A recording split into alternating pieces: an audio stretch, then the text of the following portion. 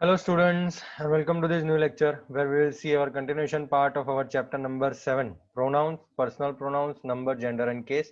Last time हमने exercise A की थी और exercise B हमने ट्राई की थी change the pronouns into the plural forms. ये मैंने आपको होमवर्क के लिए दिया था आपको, राइट?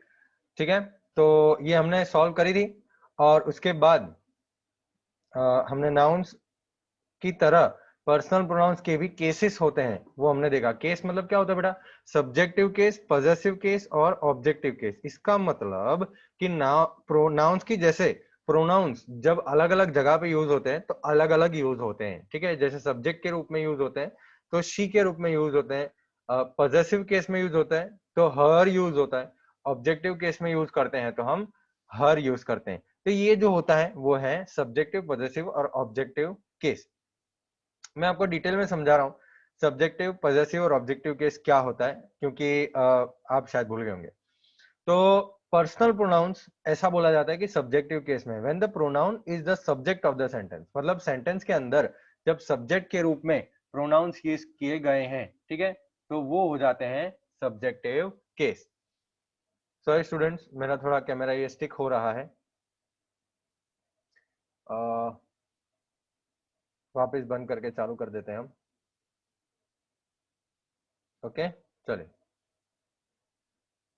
ओके, तो भाई सब्जेक्ट के रूप में जब आपको प्रोनाउन दिखे तो वो सब्जेक्टिव केस बोला जाता है। ऑब्जेक्ट के रूप में आपको जब प्रोनाउन दिखे तो वो ऑब्जेक्टिव केस बोला जाता है। और प्रोनाउन जब यूज किया जाता है किसी चीज को बताने के लिए कि भाई ये चीज किसकी है, ठीक है, ये चीज किसकी है, तो ये हो जाता है हमारा पॉजेसिव केस। ये समझ में आया बेटा? एग्जाम्पल देखिए, सब्जेक्टिव केस का एग्जाम्पल क्या है? You are my friend. तो यहाँ पे जो यू यूज किया है वो सब्जेक्ट के रूप में यूज किया है। ओके, तो इसको हम बोलते हैं सब्जेक्टिव केस। पॉजेसिव केस क्या होता है? This house is mine. तो ये घर किसका है? तो माइन का है, मतलब मेरा है, ठीक है। तो माइन जो है वो हमको पॉजेसिव फॉर्म बता देता है, तो इसको पॉजेसिव केस बोलते हैं। ऑब्जेक्टिव केस मतलब जब आखिर में या पीछे यूज किया जाता है, ही प्लेज विद देम, तो ये जो देम है वो ऑब्जेक्ट के रूप में यूज किया गया है, तो उसको हम बोलते हैं ऑब्जेक्टिव केस। हम टेबल देखने वाले हैं जिसमें जेंडर, नंबर और केस पर्सनल प्रोनाउन के रखे हुए हैं। जैसे देखिए, सब्जेक्टिव केस जब सब्जेक्ट के रूप में यूज होता है तो फर्स्ट पर्सन आई यूज होता है और वी यूज होता है सब्जेक्ट के रूप में। आगे सेकंड पर्सन यू यूज होता है, ठीक है, दोनों समय, प्लूरल में भी सिंगुलर में भी। थर्ड पर्सन में ही शी इट यूज होता है, ही मेल के लिए यूज होता है, शी फीमेल के लिए यूज होता है और इट न्यूटर जेंडर के लिए यूज होता है। अब प्लूरल में क्या यूज करते हैं हम सब्जेक्टिव केस में? तो दे यूज करते हैं, दे आर वेरी हैप्पी। तो यहाँ पे दे जो है वो सब्जेक्ट है, ठीक है, तो दे आर वेरी हैप्पी, ठीक है। हम धैम आर वेरी हैप्पी नहीं लिखते हैं, हम दे आर वेरी हैप्पी लिखते हैं। पॉजेसिव केस में देखिए, सिंगुलर में क्या यूज होता है? फर्स्ट पर्सन में माइन। तो दिस हाउस इज माइन, तो ये घर किसका है? माइन का है, मतलब मेरा है। तो ये जो माइन है वो है पॉजेसिव केस। अगर प्लूरल हो तो, अगर घर हम सबका हो तो आवर्स बोलते हैं, दिस हाउस इज आवर्स, ठीक है, तो हमारा हाउस है, तो यहाँ पे हम आवर्स बोलते हैं। अच्छा, सेकंड पर्सन में सिंगुलर प्लूरल सेम है, योर्स योर्स ही बोला जाता है। This house is yours, this house is yours, अगर भले 5 लोग हो तो दिस हाउस इज योर्स ही बोलते हैं हम। थर्ड पर्सन के अंदर दिस हाउस इज हिज, तो दिस हाउस इज हिज, तो वो लड़के का हाउस है, राइट, तो this house is his. This house is hers, तो यहाँ पे वो लड़की का हाउस है, ठीक है। अगर लड़का लड़की मिक्स है और कई सारे 5-6 जने हैं, और 5-6 जने हैं, तो हम क्या बोलेंगे? Their, this house is their, उनका है वो ये घर।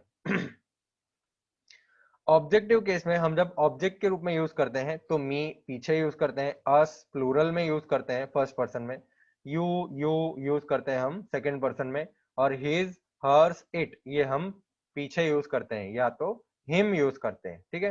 यहाँ पे आप करेक्ट कर दीजिएगा बेटा, him H I am, him H I am कर देना, क्योंकि यहाँ पे टेक्स्ट बुक में एक सिली मिस्टेक है, एच आई एस हिज नहीं है, एच आई एम हिम है, ओके, और एच ई आर हर है, और ये हम पीछे यूज करते हैं, है ना। This painting is made by him, तो यहाँ पे हम पीछे जब यूज कर रहे हैं तो वो हिम लिखते हैं हम। समझ में आया बेटा? और प्लूरल में क्या यूज करते हैं? देम, तो कई सारे लोग हैं, ठीक है, तो this project is completed by them, तो वो लोगों ने ये प्रोजेक्ट कंप्लीट किया है। तो ये जो देम लिख रहे हैं हम वो प्लूरल में लिख रहे हैं, थर्ड पर्सन में। ओके, चलिए अब प्रोनाउन इट की बात करते हैं। इट में क्या क्या हो सकता है? इट में कोई चीज हो सकती है, कोई एनिमल के बारे में आप बात कर सकते हैं, या कोई चाइल्ड के बारे में। ठीक है, the dog is active, it looks happy. तो the dog is active, it looks happy. तो हम जब यहाँ पे डॉग के बारे में बात कर रहे हैं तो उसकी जगह में हमने यूज कर दिया इट। समझ में आया बेटा?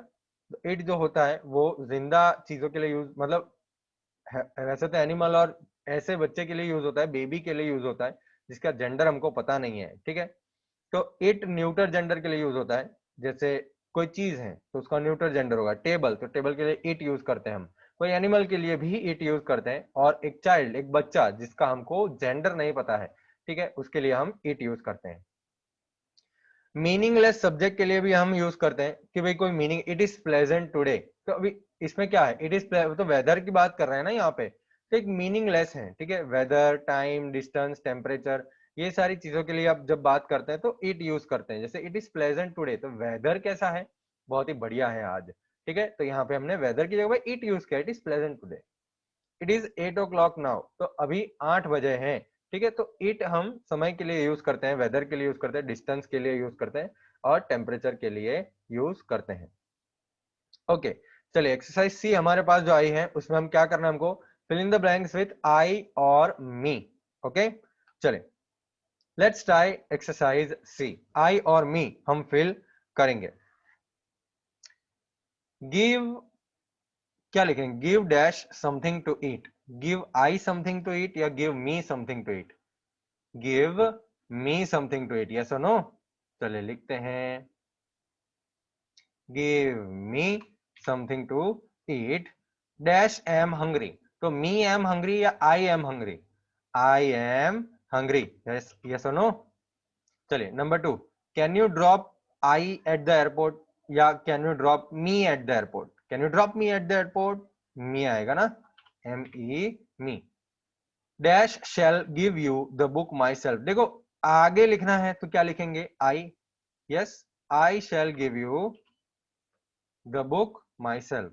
You and dash will go together. तो you and I, you and I, you and I दोनों सब्जेक्ट है, यू एंड आई दोनों सब्जेक्ट है।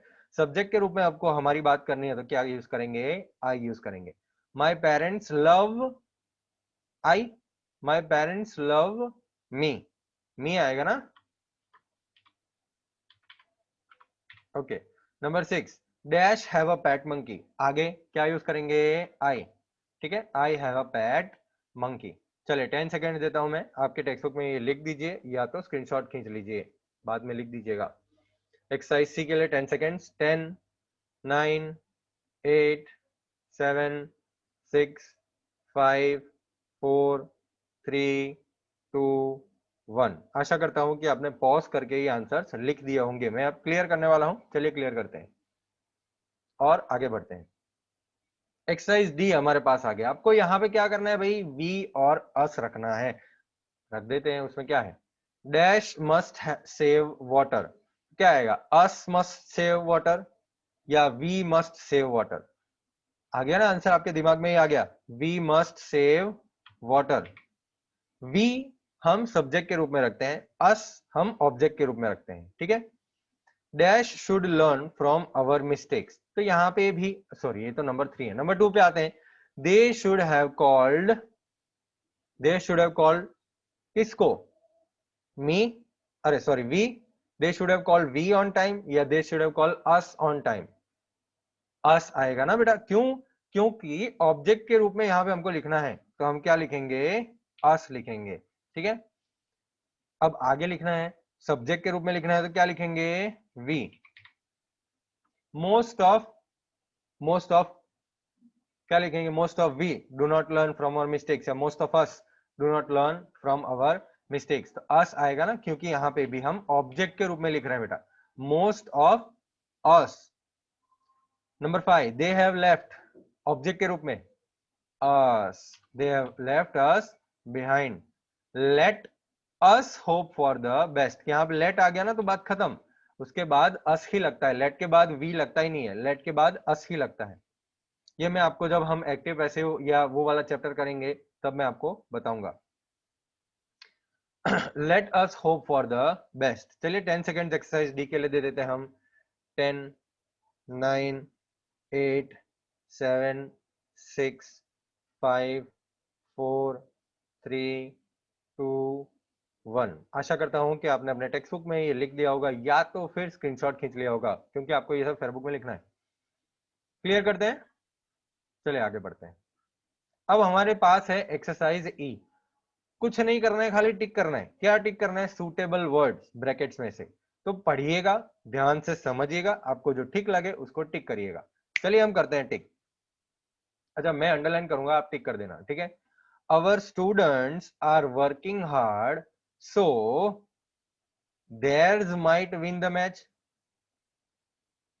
Our students are working hard so they might win the match। क्योंकि यहाँ पे हम subject के रूप में they यूज कर रहे हैं ना, ये पूरा एक सेंटेंस है, दे से शुरू हो रहा है, might win the match, ये पूरा एक सेंटेंस है।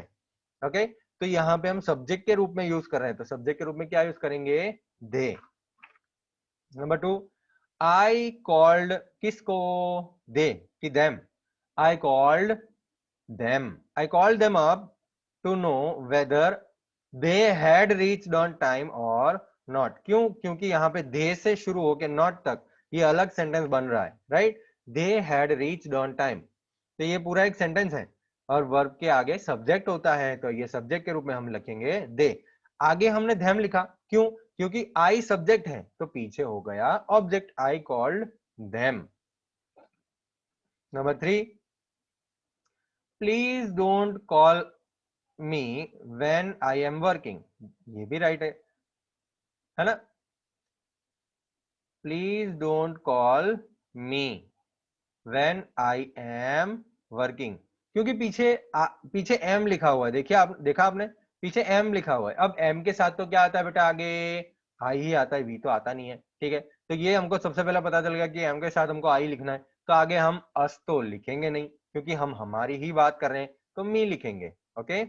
Number 4, my mother is not in her room, I wonder where she has gone. तो यहाँ पे हम सब्जेक्ट के रूप में यूज कर रहे हैं, तो हम यूज करेंगे शी। ओके। अरे चलिए, तो वापिस से कैमरा थोड़ा स्टिक हो गया, बंद करके चालू करते हैं इसको।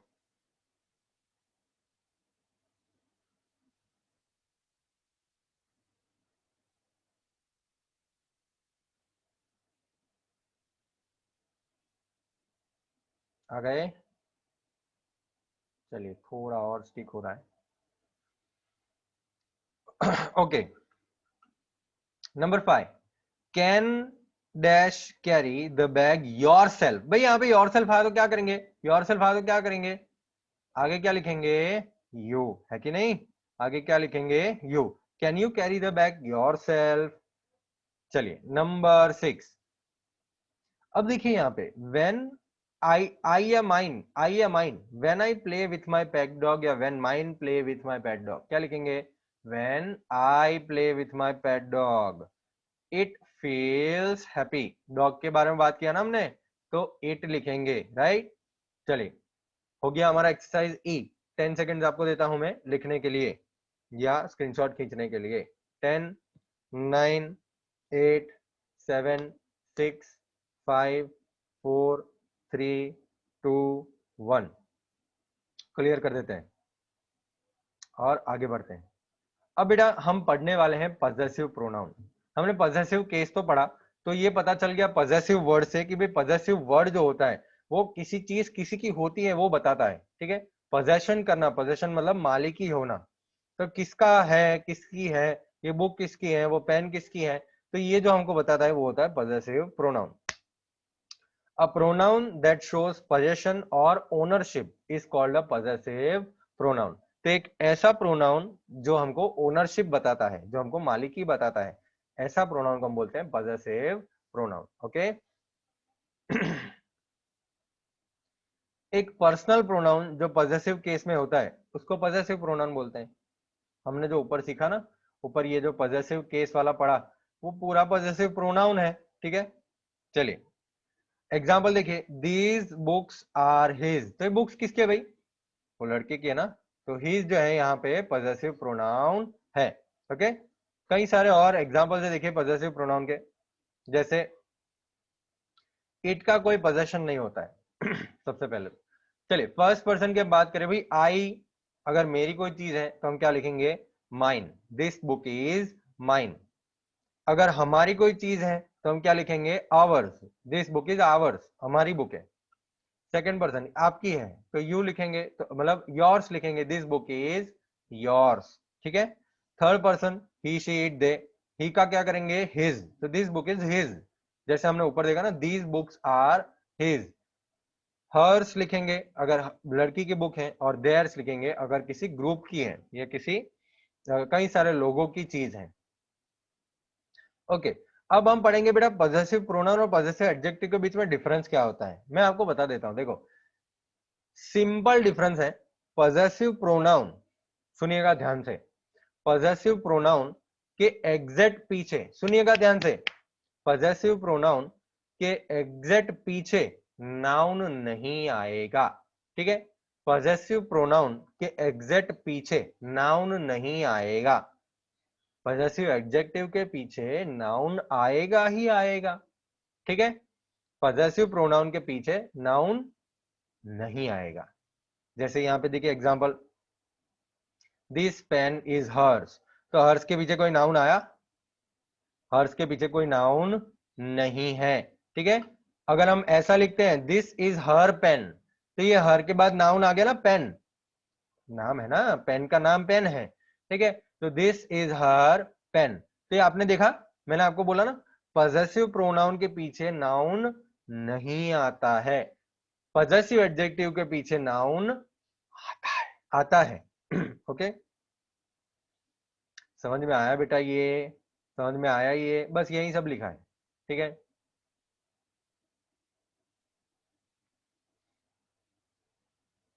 देखिए एग्जांपल,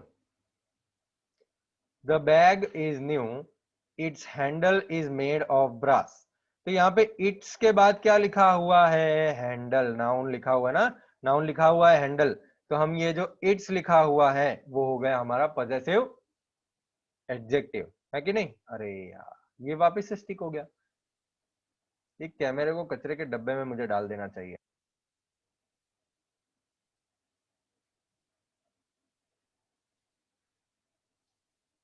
आ गए, चलिए ठीक है, तो मैं फिर से आपको एक बार समझा देता हूं, ये the bag is new, its handle is made of brass, तो यहाँ पे जो इट्स लिखा हुआ है ये जो प्रोनाउन है, ठीक है, उसके पीछे क्या है, नाउन है कि नहीं, हैंडल, हैंडल नाउन है कि नहीं, तो ये जो इट्स हो गया ये हो गया पॉजेसिव एडजेक्टिव, पॉजेसिव एडजेक्टिव के पीछे नाउन होता है, पॉजेसिव एडजेक्टिव के, पॉजेसिव प्रोनाउन के पीछे नाउन नहीं होता है, ठीक है। समझ में आया बेटा। देखिए यहाँ पे कई और सारे एग्जांपल्स हैं हमारे पास, all the toys were his, तो क्या हिज के पीछे कोई नाउन है, नहीं है, तो ये हो गया हमारा possessive pronoun. She brought a new dress in that packet, the packet is hers, तो क्या हर्स के पीछे कोई नाउन है, नहीं है, तो ये हो गया possessive pronoun. The painting belongs to the budding artists, they are theirs, तो क्या theirs के पीछे नाउन है, पॉजेसिव प्रोनाउन। अब यहाँ पे देखिए, the boy held his toys tightly, तो यहाँ पे हिज के पीछे क्या नाउन है, यस सर टॉयज है ना, नाउन है, तो ये हो गया हमारा possessive adjective. The girl gave her application, application noun है, हर के पीछे एप्लीकेशन आया, नाउन है, यस, तो ये हो गया हमारा possessive adjective. The players kept their hockey sticks, तो यहाँ पे हॉकी स्टिक्स नाउन है, यस, तो ये देयर जो हो गया वो हमारा हो गया पॉजेसिव एडजेक्टिव, ठीक है। ओके, चलिए हमारे पास एक्सरसाइज एफ आ गई है, पहले 5 सेंटेंसेस सॉल्व करते हैं हम एक्सरसाइज एफ के।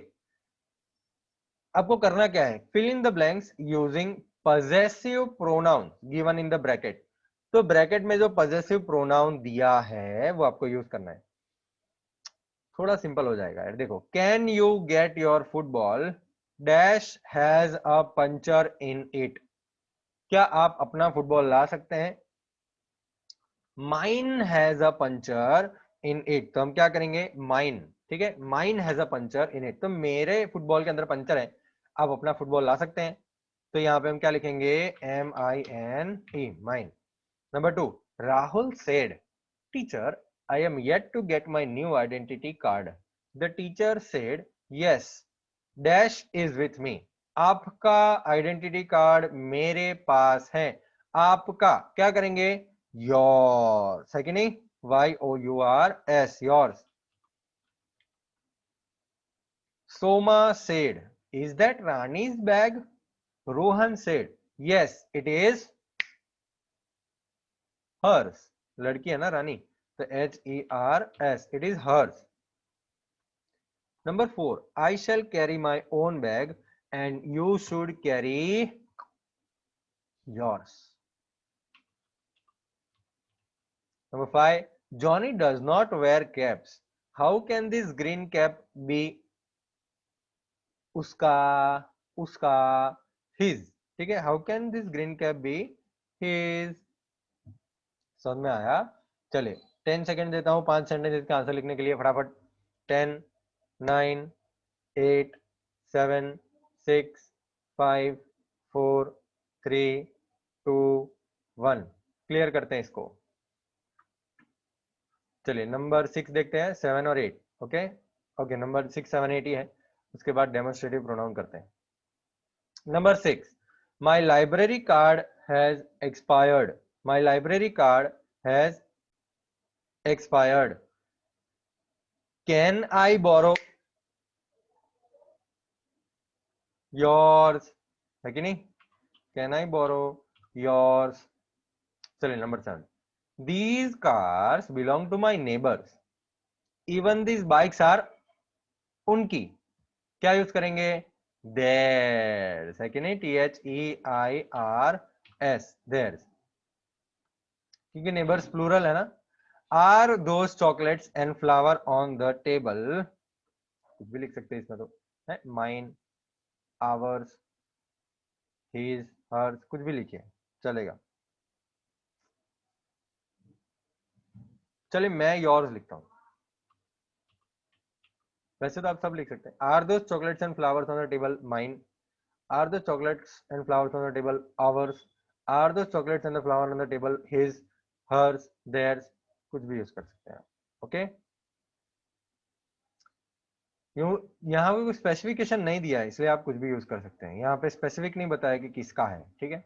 चलिए 5 सेकंड देता हूं मैं इसको लिखने के लिए, 6, 7, 8, जल्दी जल्दी। 5, 4, 3, 2, 1। क्लियर करते हैं इसको, क्लियर। और आगे बढ़ते हैं बेटा। अब हम बात करेंगे डेमोन्स्ट्रेटिव प्रोनाउन। भाई डेमोन्स्ट्रेटिव का वर्ड सुन के आपको कुछ याद आ रहा है? कुछ नहीं याद आ रहा है? नहीं सर कुछ नहीं याद आ रहा है, चलिए मैं याद करा देता हूं। बेटा डेमोन्स्ट्रेटिव प्रोनाउंस मतलब ऐसे प्रोनाउंस जो लोगों या चीजों को पॉइंट आउट करने में मदद करते हैं। क्या करने में? पॉइंट आउट करने में। मतलब देखो ब्रैकेट में, दिस, दैट, दीज, दोज, ये सारे वर्ड्स हो गए हमारे डेमोन्स्ट्रेटिव प्रोनाउंस। ठीक है, जैसे हम बात करते हैं डेमोन्स्ट्रेटिव प्रोनाउंस की, तो आपको यही याद रखना है कि भाई वो हमको कुछ चीजों के बारे में पॉइंट आउट करते हैं। क्या करते हैं? पॉइंट आउट करते हैं। जैसे दिस इज माई बुक, तो ये पता चला ना कि भाई ये बुक मेरी है। ओके, ये बुक मेरी है, तो ये जो दिस आ गया वो हमारा डेमोन्स्ट्रेटिव प्रोनाउन बन गया। अब वैसे ही डेमोन्स्ट्रेटिव एडजेक्टिव भी होता है, ठीक है, लेकिन हमको यहाँ पे कुछ खास मेंशन नहीं किया डेमोन्स्ट्रेटिव एडजेक्टिव का, वो हम एडजेक्टिव वाले चैप्टर में देख चुके हैं या देखेंगे। एडजेक्टिव वाले चैप्टर में देख चुके हैं, ठीक है, एडजेक्टिव वाले चैप्टर में देख चुके हैं हम।